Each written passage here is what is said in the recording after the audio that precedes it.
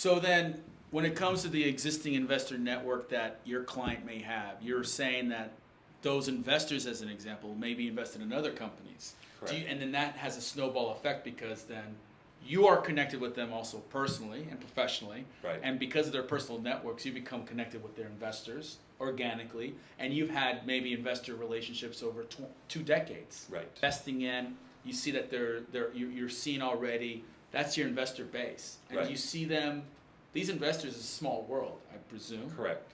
And they like to invest in similar things that, what's Jack following? Do they follow you that way? Or Well, I think, having been working in this startup business world for so many years, organically, I just know the investors. I know the investors in Singapore, I know them in Hong Kong, I know them in Dubai, Abu Dhabi, Qatar, I know them in London, I know them in Paris, I know them a little bit in New York and Los Angeles and San Francisco. But, there's not a lot that I'm not connected with. It's the 6 degrees of separation. It's in a lot of cases for me, it's only 2 or 3 degrees of separation. And so what happens is, oftentimes I already know that you're out raising money before you've told me that you're raising money. I see. Because I have all the connections, and if you've talked to them, then somebody will say, hey Jack, I've got this company and it kind of fits within this box. They won't name the company. And then I'll say, oh, is it company A? And they're like, how did you know that? And I'm like, well, because it was pitched to me by From another friend. From another friend or a referral source. Got it. We say all roads lead to U.S. Capital, but a lot of times in the early stage kind of activity, all roads lead to Jack, because you may hear about an issuance that's happening in Silicon Valley from your Singaporean investor group. Right. And then you may hear about a Silicon Valley opportunity from your New York angel group. Correct. And then they're like, wait, Jack, you should be the lead on this. And Correct. coordinate the order into from chaos, because it's chaotic. It is very chaotic.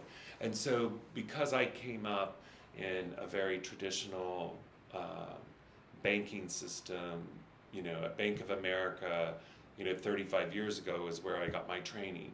And it was very by the book, in this box, and check it off.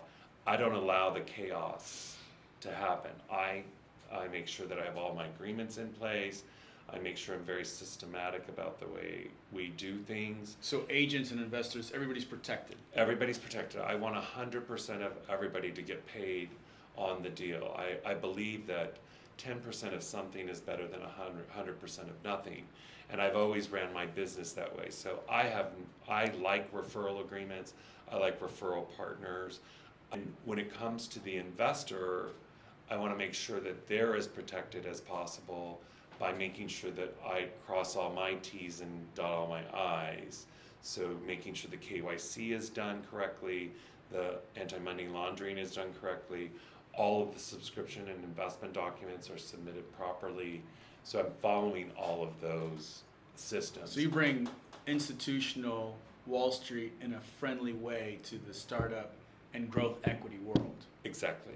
Jack brings a lot of warmth to the institutional Wall Street, I see.